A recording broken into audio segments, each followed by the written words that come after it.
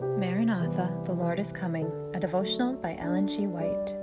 The testimony the world needs, April 16th. Ye are our epistle written in our hearts, known and read of all men, 2 Corinthians 3, verse 2. Transformation of character is to be the testimony to the world of the indwelling love of Christ. The Lord expects His people to show that the redeeming power of grace can work upon the faulty character and cause it to develop in symmetry and abundant fruitfulness.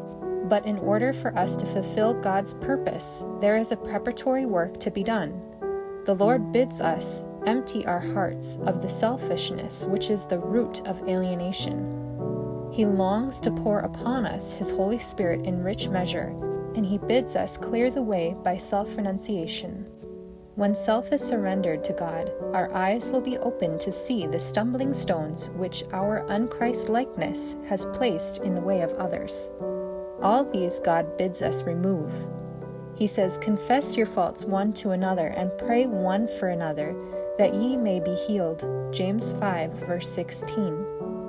Then we may have the assurance that David had when, after confession of his sin, he prayed, "Restore unto me the joy of thy salvation, and uphold me with thy free spirit.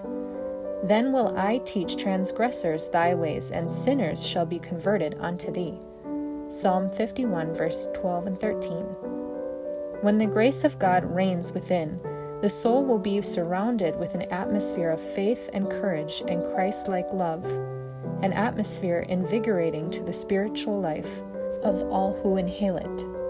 Everyone who is a partaker of Christ's pardoning love, everyone who has been enlightened by the Spirit of God and converted to the truth, will feel that for these precious blessings he owes a debt to every soul with whom he comes in contact. Those who are humble in heart, the Lord will use to reach souls whom the ordained ministers cannot approach.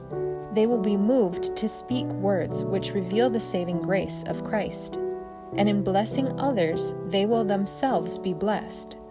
God gives us opportunity to impart grace, that He may refill us with increased grace. Hope and faith will strengthen as the agent for God works with the talents and facilities that God has provided.